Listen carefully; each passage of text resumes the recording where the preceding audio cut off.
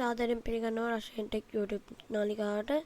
අද ඉතින් මම ඔයාලට කියලා දෙන්න යන්නේ PC එක එහෙම නැත්නම් desktop එක screen record කරද්දී හොඳම screen recording app එක මොකක්ද කියලා. මුලින්ම ඔයාලා යන්න ඕන Chrome එකට හරි Google එකට හරි. ඊට පස්සේ මේ විදිහට ගිහලා download OBS for Windows කියලා search කරන්න ඕන. ඊට පස්සේ එතනින් උඩින්ම එනවා download OBS Studio official OBS Studio website එකෙන් එන්නේ. ඒකට ක්ලික් කරලා download installer කියලා අන්න ඒ බටන් එකට ක්ලික් කරන්න ඕන.